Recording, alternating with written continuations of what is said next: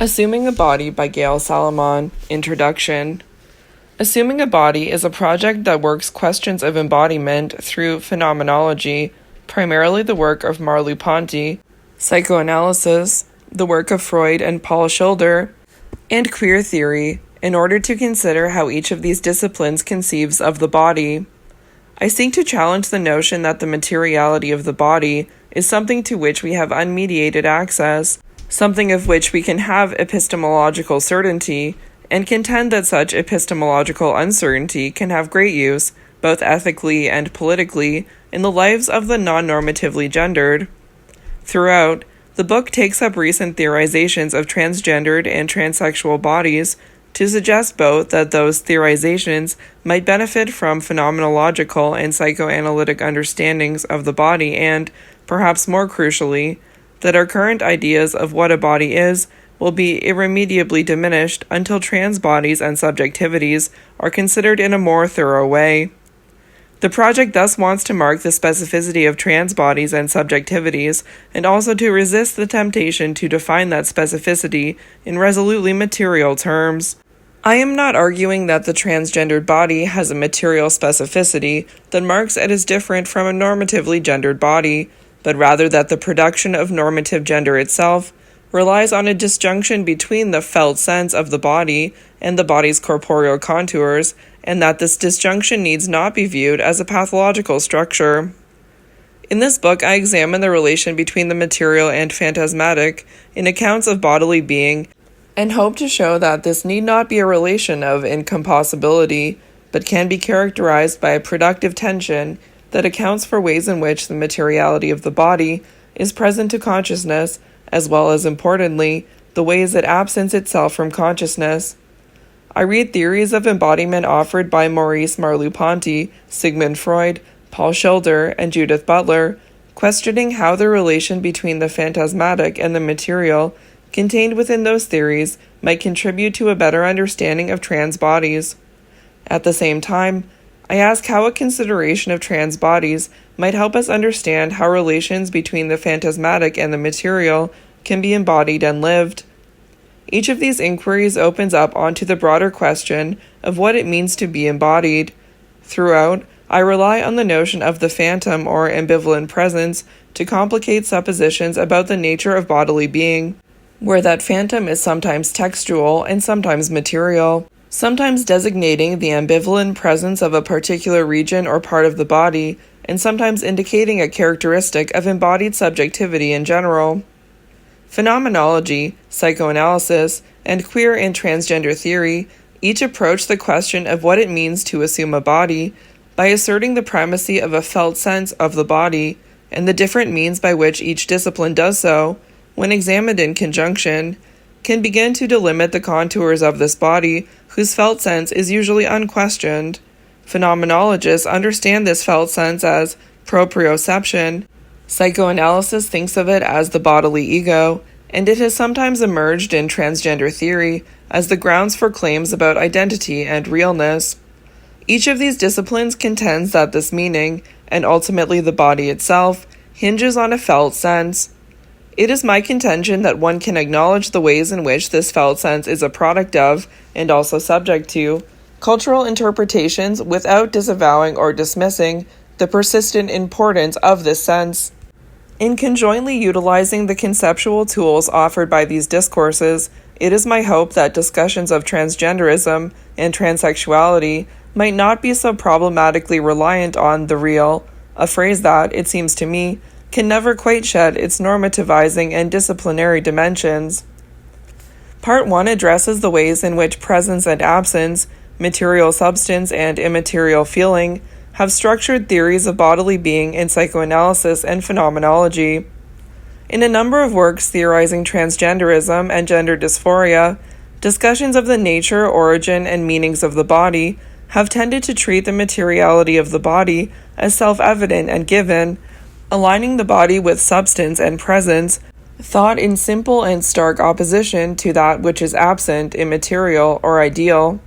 Such accounts produce a theory of embodiment, in which both gender and gender dysphoria are considered to be the products of bodies whose presence is asserted as an indisputable fact and whose materiality is thought to secure both identity and subjectivity, and yet, those immaterial structures which subtend the body's materiality, such as the felt sense that delivers the body to consciousness, cannot be accounted for within a theory that understands the body to be a plenitude of materiality and meaning, a substance without rupture or discontinuity, nor can the problem of correspondence between a subject's felt sense of the body and its corporeal contours be addressed within a strictly materialist framework. Chapter 1, The Bodily Ego and the Contested Domain of the Material, looks at psychoanalytic conceptions of the bodily ego. I consider Paul Schilder's account of the development and function of the body schema, Didier Anzou's formulation of the skin ego, and Freud's famous assertion that the ego is, first and foremost, a bodily ego, along with the recent scholarship that has amassed around Freud's claim. I argue that the body one feels oneself to have is not necessarily the same body that is delimited by its exterior contours, and that this is the case even for any normatively gendered subject. Trans people have been justifiably wary of psychoanalysis because of the ways it has been used to pathologize gender variance and gender variant people. Nevertheless, psychoanalysis, perhaps more than any other discourse, has provided the most thorough and detailed examination of the elaborate set of mechanisms by which a subject knows her own body. And psychoanalysis can give us a richly productive way of describing the join between the psychic and the material, if its more homophobic and transphobic tendencies can be curbed. Since psychoanalysis deals with the construction of the self and the way in which that self inhabits a body, it can complicate the assumption that the material body is unproblematically available to us. Within psychoanalysis, the body is available to a subject only through a complex set of mental representations of psychic images, designated alternately as the bodily ego or the body schema. This concept can be of use to genderqueer communities because it shows that the body of which one supposedly has a felt sense is not necessarily contiguous with the physical body as it is perceived from the outside, thus complicating the notion of the subject's relationship to the materiality of her own body. The second chapter, The Sexual Schema, Transposition and Transgenderism in Phenomenology of Perception, considers phenomenological accounts of the body that employ the concept of a body schema and focus directly on the felt sense of the body. I take up Merleau-Ponty's phenomenological exploration of embodiment and examine his radical proposition that attention to the felt sense of the body need not require the assertion of a body that stands behind or exists prior to our perceptions. I turn to his account of bodily being in Phenomenology of Perception, in which subjectivity itself is achieved through the construction of a body image. In this phenomenology, there is no easy recourse to a materiality that would definitively answer the question of embodiment, because for Merleau-Ponty, body parts are not objects, but potentialities. The body is, instead, a nexus of living meanings, gaining these meanings through proprioception, the primary but unlocatable felt sense that allows a body to be experienced as a coherent whole rather than a collection of disparate parts. The implications of these ideas for thinking transgenderism are quite promising, and several trans writers have described this disarticulation between felt and observed gender and language that is deeply resonant with phenomenological accounts of embodiment. Transgender theorist Jason Cromwell, for instance, suggests that the sex that one's body manifests, the sex one can see, need not be the sex one can be, but does not give a thorough account of bodily being that would explain this disjunction in detail. Merleau-Ponty's work provides just such an account. Merleau-Ponty challenges both philosophical accounts of embodiment that rely upon a dualistic conception of body and self, and mind-body theorists whose conception of the body are predicated on starkly drawn models of inside and outside. Instead, he suggests that our bodies are inextricably intertwined with both ourselves and the worlds in which our bodies are situated. I consider his claim that bodies become material only through relations with others, and explore the consequences that this might have for theorizing trans subjectivity. Part 2 engages visual representations of trans people in photography and the popular media. In Chapter 3, Boys of the Lex, Transgenderism and Social Construction, I examine a growing number of texts that are grouped together under the rubric of transgender studies, first surveying transgender studies' vexed relationship to, and emergence from, discourses of feminist and queer studies. Some feminist theorists have claimed that transsexuality merely reifies gender norms rather than challenging them. Transgender authors, in turn, have charged that feminist theory has been inattentive to the lived experiences of transgendered people. I consider the history of this debate and the ways in which transgender theory has offered new and productive understandings of gendered embodiment. Second, I interrogate some of the problematic claims about bodily materiality that transgender theorists have advanced. J. Prosser's goal, for example, is to substantiate transsexual identity, to reveal the materiality of the figure of transition, and to foreground the bodily matter of gender crossings that would reveal the extent to which embodiment forms an essential base to subjectivity.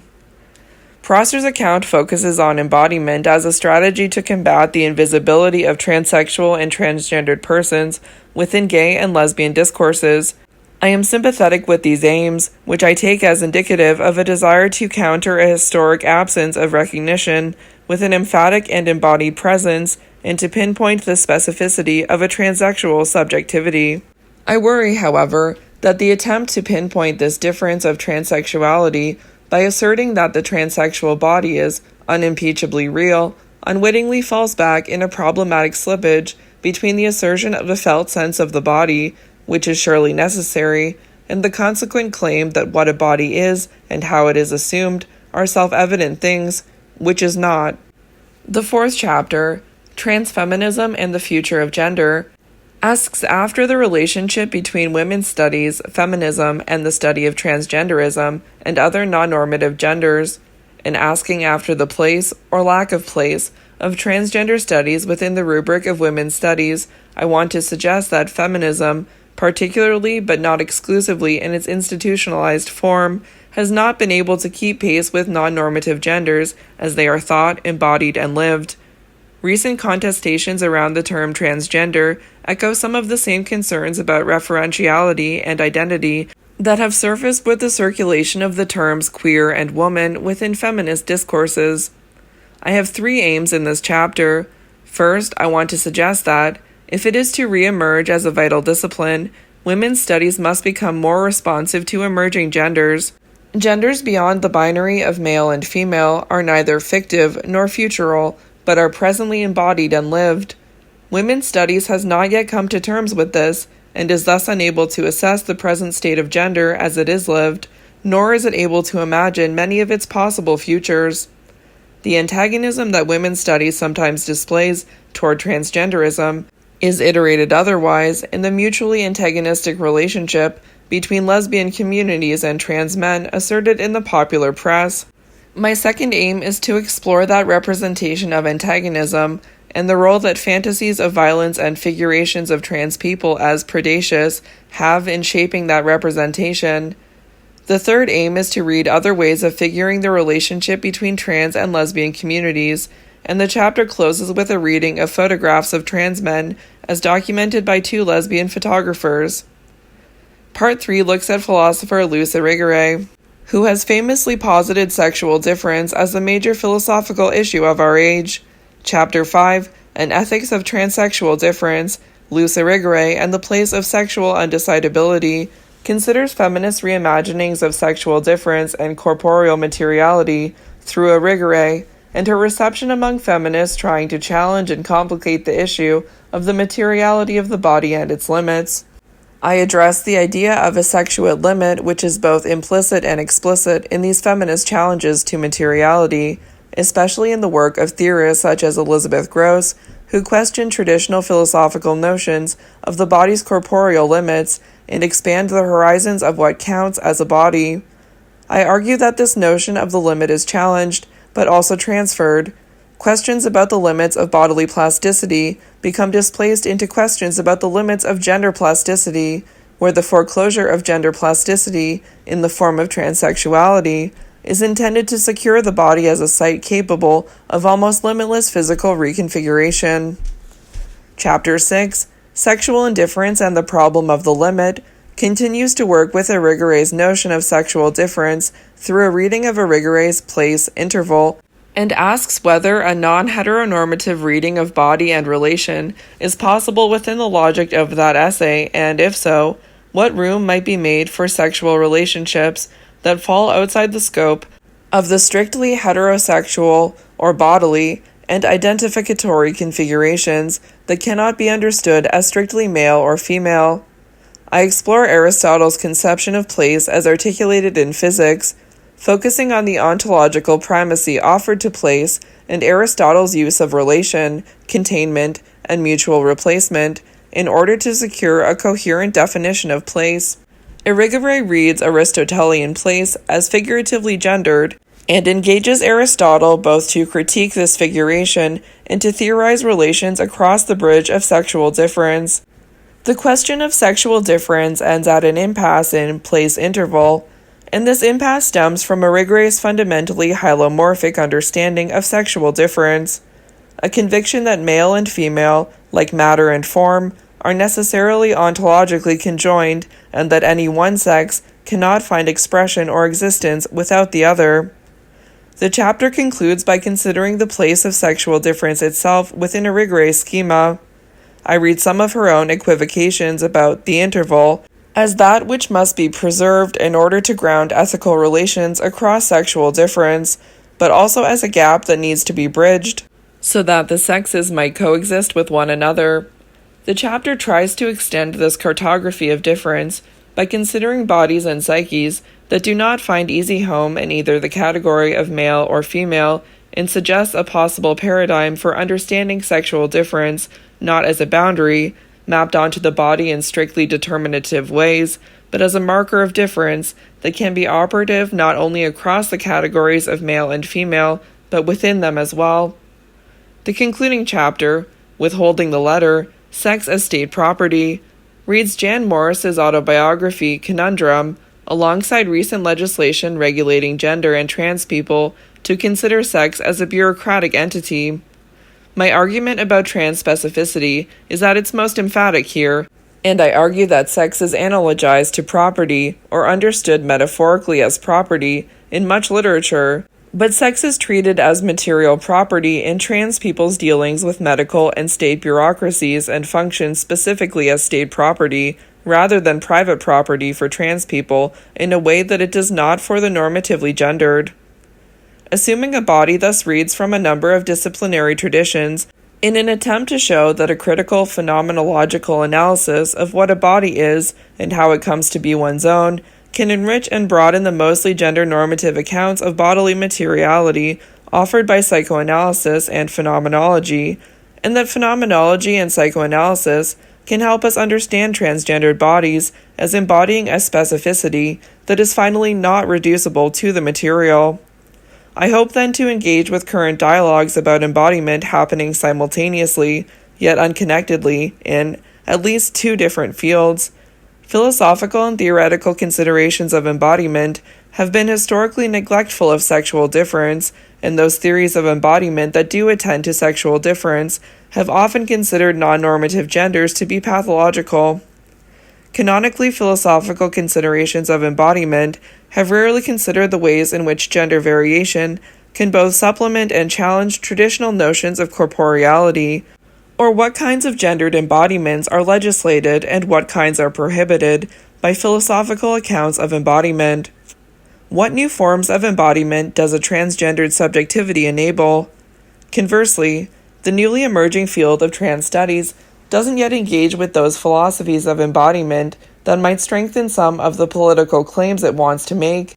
and few trans writers have yet availed themselves of the promising tools that phenomenology and psychoanalytic theory offers, their richly descriptive means of detailing the relation between body and feeling, and understanding disjuncture there as a potentially powerful facet of embodied subjectivity rather than a mark of pathology. In assuming a body, I hope to draw on those insights, the unyoking of bodily materiality from bodily feeling, to move the current conversation about transsexuality and transgenderism beyond the decidedly Cartesian frame in which it sometimes finds itself, even as it should be noted that transgender studies as a field is growing so quickly and robustly that it is in many ways already becoming something other than what I describe here. It is my aim to bring psychoanalytic, phenomenological, and transgendered bodies proximate enough so that their similarities might become more visible and their differences might be brought into productive tension with one another.